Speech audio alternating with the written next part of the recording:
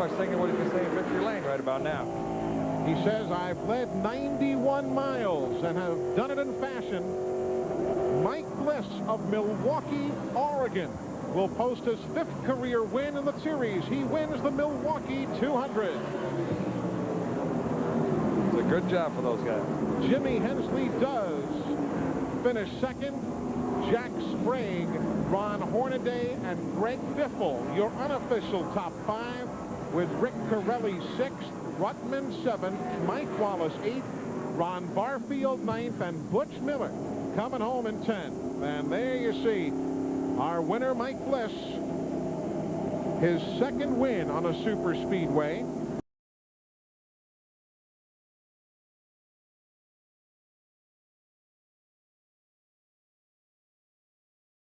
Right here. Finding his way to 3rd place is Presley, and around goes Gordon. He's up in the fence. And out of the ballpark just about. Caution flag at 6 laps to go, and 4 cars tangle at turn 3. Mike Porter, Ricky Craven, Ward Burton, and Butch Miller are all stacked up in turn 3. Burton gets away. No, he doesn't. There's just going to be 4 laps left, and it looks like that car is hung up on that berm. It's going to be hard to get him out of there real quick. And a weary Bill Davis takes off the headset. Fellow who owns that Baby Ruth Ford. If it wasn't for bad luck, no luck at all today. Hauls Jeff Gordon's Ford to the garage area. Steve Grissom will pass by on his way to the checkered flag. And first victory of the season for Steve Grissom will come today in the X1R Firecracker 200. It'll be Grissom in victory lane. Last year here he finished 9th, 4th in 1990, and 18th in the first race here as a disconsolate Jeff Gordon.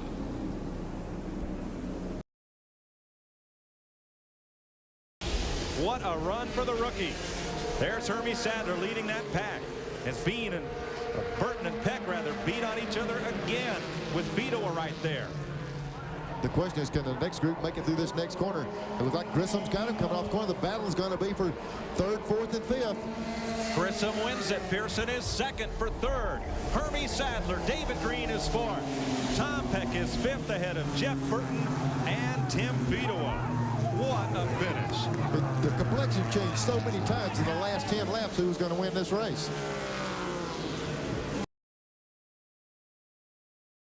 Well, he's keeping him tied down there, and he's having to be easy on the throttle. White flag, last lap. White flag. Now, if something happens to the front 2, remember Dale Earnhardt Jr. is running 3rd. Man, oh man, this is what a race car driver lives for, the chance to win. And Casey Atwood, sitting in 2nd, has never won a Busch Grand National race. Jeff Green has won twice Oh, before. he gave him a little shot Here there. we go for the win. Casey Atwood says, I'm not going to let this one get Bring away. it on. You're all right. Don't overdrive it. Casey Great Atwood. job, yes. He has got himself a win on the NASCAR Busch Series. Oh, was that one? He gave him just a little touch. Not enough to hurt him, but just moving you out of the groove just a little bit. It reminds you of Matt Kenseth and Tony Stewart at Rockingham a year And ago. a famous move made famous by Dale Earnhardt. Indeed so. What a finish here in Milwaukee. The pack around. Half a lap to go. Wasn't that Michael just said I can't get up to him? Yeah.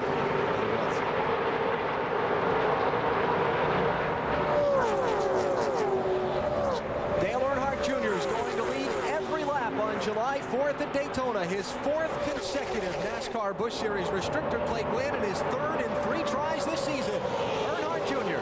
takes the Winn-Dixie 250. Dominant performance tonight, leading all 100 laps.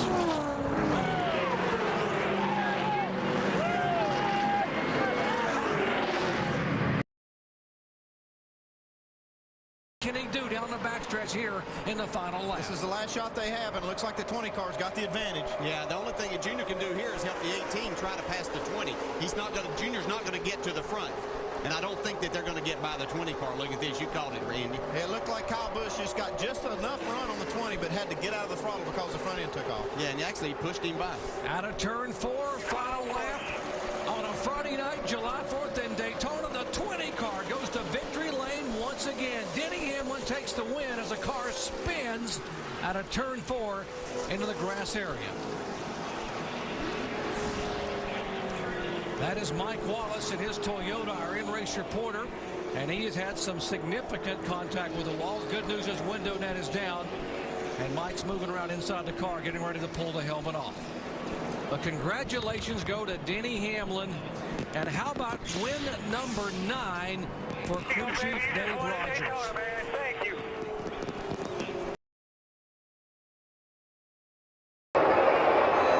Joey Logano getting a run on Regan Smith. Here comes Casey Kane in the 5. Ryan Sieg in that 39 car up through the middle. Jeremy Clements into the picture. All going on behind Regan Smith. Can he hang on? Will the fuel last to the finish line? Here they come to the checkers.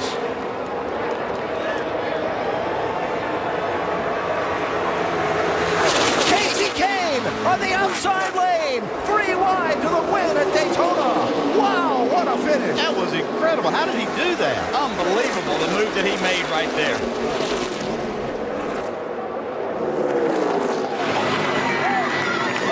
Good job, guys. Good car. The rest was behind me. And some good driving, too.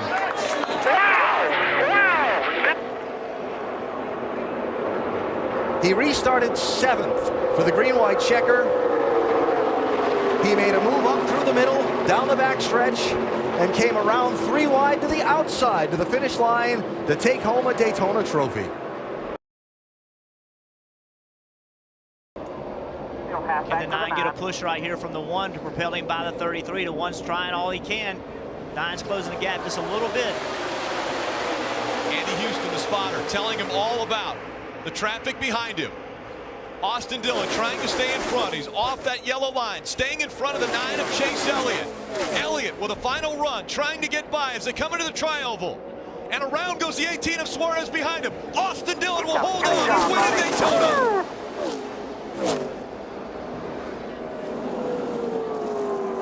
Let's win! Yeah, absolutely. Daytona! Are you kidding me? The excitement in his voice. We're back!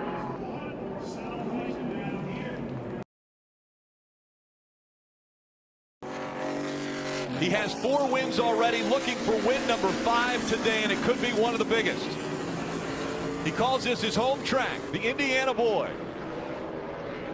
has suffered through highs and lows this season. Bring it home here.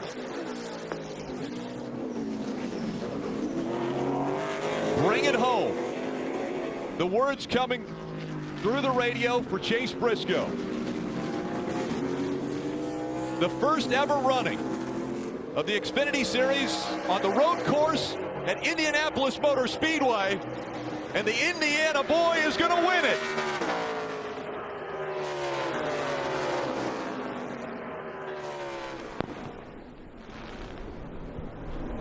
No burnouts on the bricks.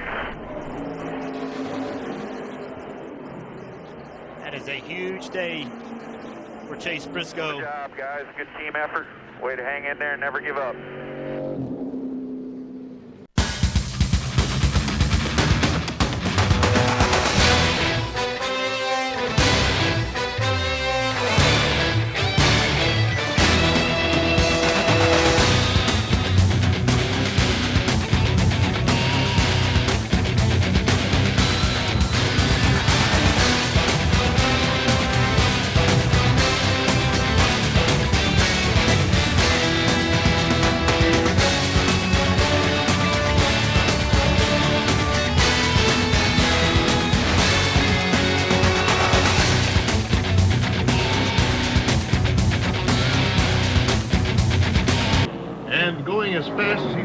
can. Look at him pick up ground on Buddy Baker. Baker passed him earlier, and it was almost as if the crowd thought, well, it doesn't make much difference. He's one lap back, but AJ sees it a little bit differently. In third place is G.C. Spencer, and in fourth place, car number 19, is J.T. Putney. So here they come around for the final turn, and Foyt's going to try to pass Baker. The checkered flag is up for A.J. Foyt, and here they come to the finish line. And I think he nipped him. The checkered flag for A.J. Foyt. Baker is still one full lap behind, but I think A.J. just got his nose ahead of Buddy Baker at the finish line. Right behind, a lap or so behind, is Jim Hurtubise, the popular USAC star. McQuagg has dominated this race. He's leading now. Curtis Turner, Darrell Derringer in car 16, Jim Pascal in 14, and Curtis Turner is fourth in the Chevelle. The compacts have showed well here at Daytona today. And now McQuagg goes into traffic and off what should be his final turn of the track before victory. And so the 1966 Firecracker 400 is just about to be history. Sam McQuagg, Rookie of the Year last year, really moving into the big time with his first really important NASCAR victory. A tremendous performance by this fellow all afternoon. Well, he certainly drove a great race and gets all the credit.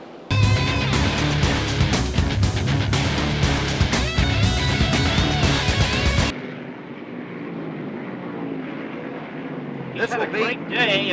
No problems at all on that Wood Brothers prepared automobile, and everything's broke right for him. This, of course, will be his third victory in a row at Daytona. He won this race last year, the Daytona 500 last winter, and now in just a few seconds, the Firecracker 400 again. 29-year-old Cale Yarborough headed for victory. The checkered flag, and it's all over. Cale taking a little victory lap. Protection one, too. Never hurts to take that extra lap in case somebody's miscounted, does it? A hot day, the scorers sometimes miss out. The ever-present beauty queens waiting, Miss Daytona and Miss Dixie, Joy Stiles and Cheryl Johnson. And into victory lane comes Cale Yarborough.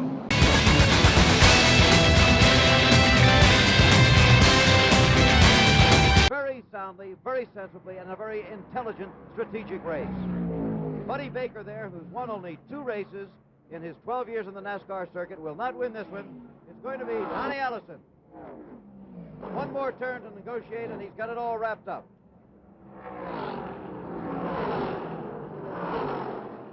Here he is, one of the prize of Hueytown, Alabama, coming to the checkered flag. Donnie Allison has won the Firecracker 400. Buddy Baker is second. Bobby Allison is third, and in fourth place, a lap behind, Charlie Glotzback in car number 99.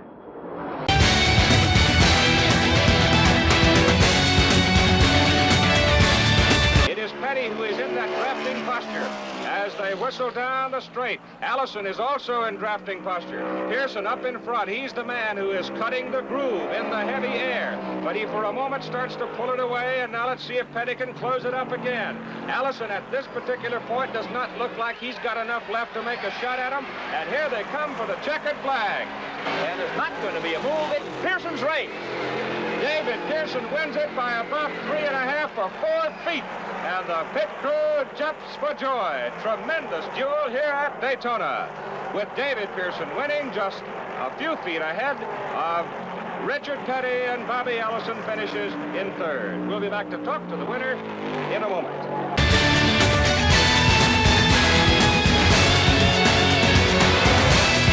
Down there at almost 200 miles an hour, and there is David Pearson falling back on this very last lap of this fantastic race, but he seems to be closing up, Keith.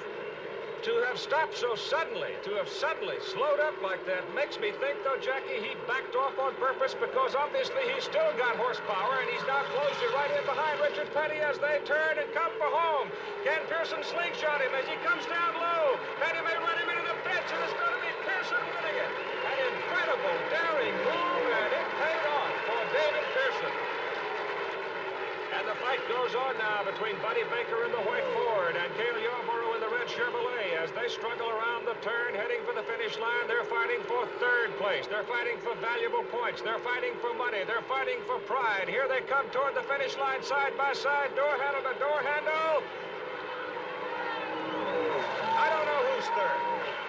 Absolutely impossible for the naked eye to determine. We'll have to wait for a picture on that one. We'll be back with it in a moment. Darrell Waltrip, the youngster who won earlier this year at Nashville, Tennessee. He takes the number 4 spot after experiencing gear troubles earlier, and Donnie Allison will finish in the number 5 position, 2 laps back of the leaders. But from this point on, it is a question of whether or not old Lady Luck is going to help Richard across the finish line. That is not Buddy Baker closing there.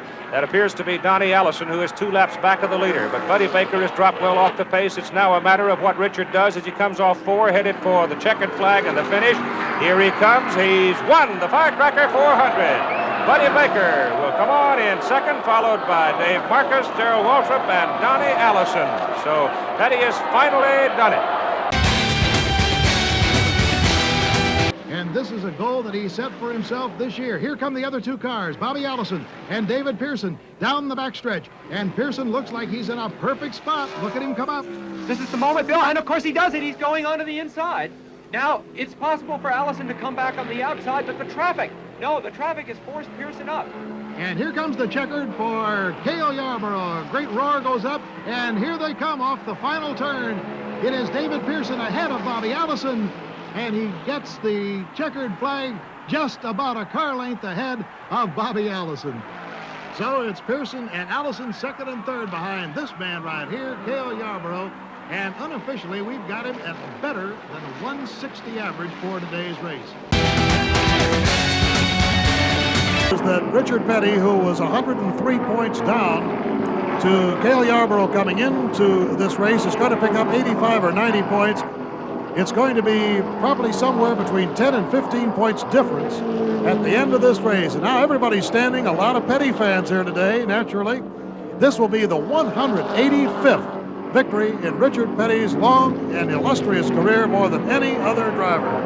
The checkered flag is out for him, and here it is, the winner of the Firecracker 400. Incidentally, that ties him with David Pearson for super speedway wins with 44. Here is 88, Darrell Waltrip, who will be the second place finisher. And a pretty good race for third and fourth. Benny Parsons nipping David Pearson for third, so Pearson will finish fourth.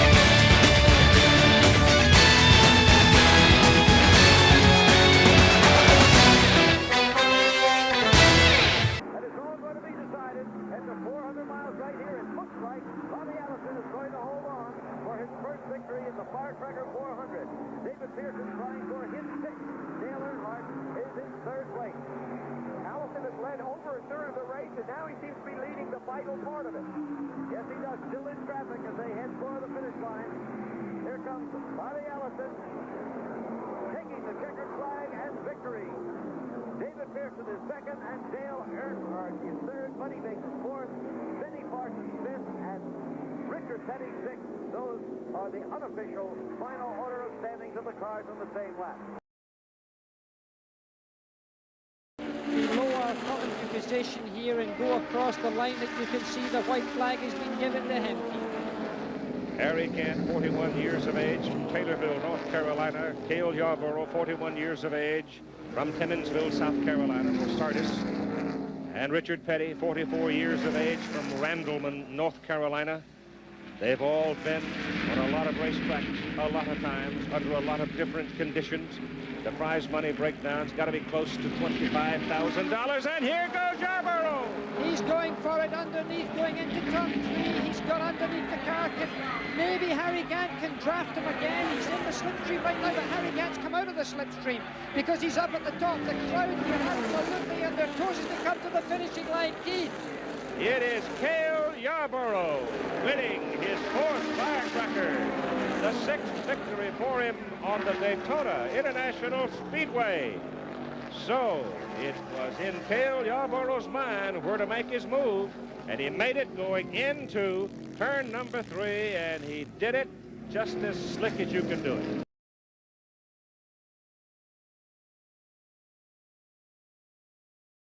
so that's what it cost him, that flat-out running that brought him into the lead. Probably made the difference between his being able to finish and not finish.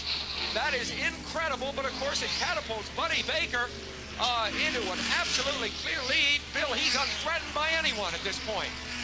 So Buddy Baker, who has yet to win the Firecracker 400, looks like he is going to come in if he can keep it together.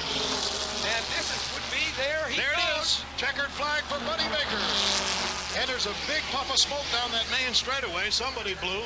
But it's not going to bother Buddy Baker. He officially has come across the finish line with the checkered flag. A chance to win. Waiting to see what an amazing last lap. It proves one thing, that until you come by and get that checkered flag, boy, you just can't let up a second. And I'm sure it wasn't anything that Terry Labonte had any control over, Sam.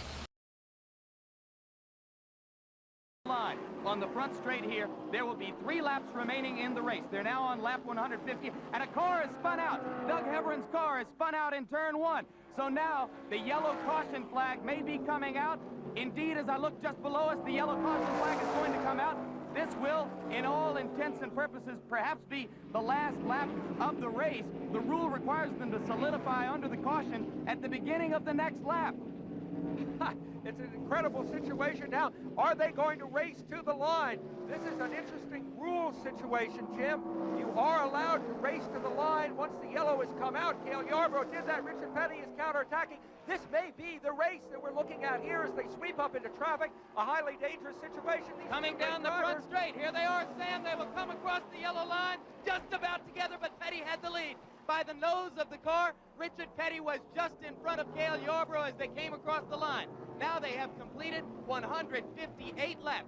There are 2 laps to go, and in all likelihood, we would have to guess this race is going to end under a caution and Petty's going to win. Incredible, yes, and as you know, you are allowed, I just restate this, to race to the finish line under the yellow flag, and that's what we saw. We saw Yarborough realize the predicament that he was in, that he had to get by. Here's the Petty pit crew. You see what they think has happened. Well, they believe that Yarborough moved to the front of the pack ahead of Richard Petty. They were racing to the yellow line. The caution actually begins on the next completed lap after the crash when the caution flag comes out. So, Richard Petty, by passing Cale Yarborough coming out of turn 4 on the front straight and beating him to the yellow line by the margin of the nose of his car, won the race. As they come down this time, you are going to see a checkered flag for car number 43. Richard Petty has won the 200th race of his incomparable Grand National stock car racing career, and an unexpected thrill for the crowd here, which in effect saw the race end 3 laps early. And a sensational rendezvous with destiny for Richard Petty, who has political aspirations. He will now, not for the first time, be meeting President Reagan as part of the victory celebration. Greg Sachs, without question, has removed some of the headline potential from Bill Elliott today. Labonte still in front of Greg Sachs. It would take the unbelievable. Sachs is moving high alongside Labonte, way close to the wall. That definitely confirms it. There is no way Sachs would make such a move if he felt he was in front. But now, even in his own mind, Greg Sachs is the winner of the Firecracker 400. A major upset at Daytona today, and there are the people who pulled it off. They didn't work together more than a week ago, but somehow they put it all together today. They call this a research and development car. Certainly, I hope they can remember all the things they did to make the number 10 car of Greg Sachs a winner today. Bill Elliott, a surprising second-place finisher when you consider he had to hit the pits with only 8 laps remaining, but again was able to exhibit tremendous muscle as Greg Sachs enters victory lane. Right now, Allison is following him, might be able to slipstream past. It doesn't matter. Allison not in a position to win a lap back.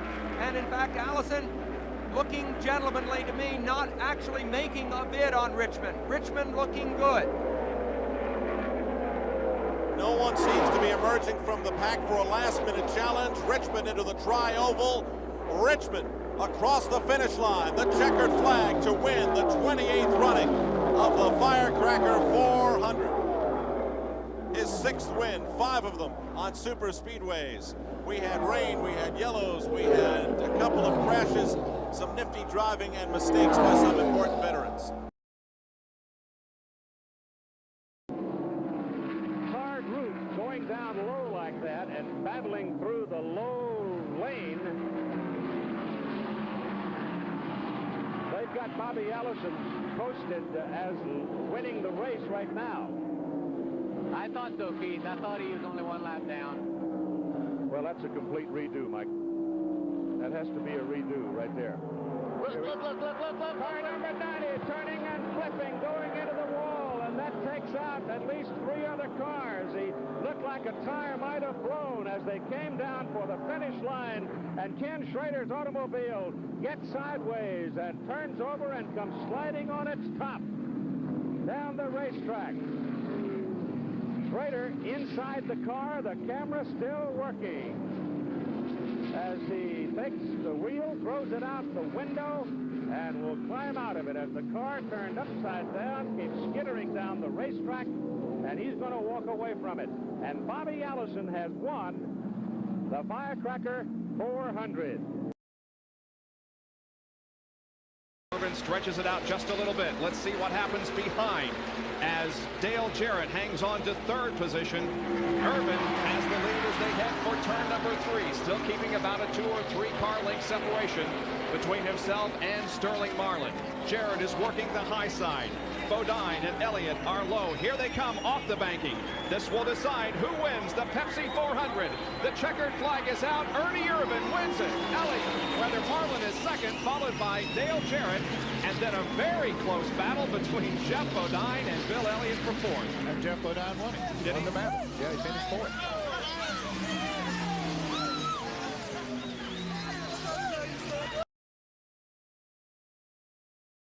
He's going to get a run at him, but it's going to be too little too late. Busch is coming, and Mark Martin has a run on Tony Stewart. Here and comes the front Junior. 4 He's are going to back go together again. He's going to go the high side, but it ain't going to do him any good. This lap, this race 5 times has been won by a last lap pass. Jimmy Johnson locked onto his teammate and mentor, Jeff Gordon. Jeff Gordon's DuPont Pepsi Chevy is going to win the Pepsi 400. Free Pepsi X for America. Jimmy Johnson 2nd, Dale Earnhardt Jr. 3rd, Kurt Busch in 4th, and Tony Stewart with those 2 tires comes on 5th. Good run for Mark Martin, though, in the 6th car finishes 6th. Now, what does Johnson do to help Stewart? Doesn't matter. Kyle Busch is going to hog all the racetrack, or he should. He's mirror driving right now. Tony Stewart trying to get to the bottom. He may get turned for mirror driving, but he's going to be mirror driving. Oh, Stewart's trying to squeeze in there. See that He's hand? shoving to the bottom. See that hand? He just wanted to touch him, man. Just wanted to touch him. Can't get him to the high side. Here he comes. No, there he goes. Busch in the wall. Here comes Stewart to the checkered flag. And another car gets in the backside. It's Casey Kane. And they're scattering everywhere as they come to the line. Some of these guys hit hard, man. And one of them was Kyle Busch. They're still hitting hard. Man, that's an ugly finish. But incredible. Incredible. But that was 100% mirror driving, and that's what you have. That's what Kyle Busch had to do. That's what Kyle Busch had to mirror drive. Tony Stewart had to put the car there around, right, and stick the car where. Driver number 2 will not be denied. There goes Boyer around. Backing up a little bit. Got spin behind you. Come on. Keep coming. Keep coming. As of now, we don't have a caution. We'll see if they let him race back to the line, and it appears they will. And there's no caution because he's so far behind and there's nobody back there. I'm sorry. Kevin Harvick, the race leader, off of turn number 4. Casey Kane and Jeff Gordon behind him. Will they make a move? They will not. Harvick wins at Daytona.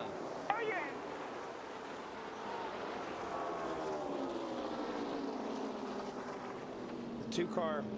They got together right here through the trial. These guys did, the 2 and the 71. Good run by Bobby Labonte. You got to give him a little credit there. He's top 10 finishes 15, for 16. Reed Sorensen, Mike Bliss, Scott Speed, and the momentum continues for Dale Earnhardt Jr. 4th tonight.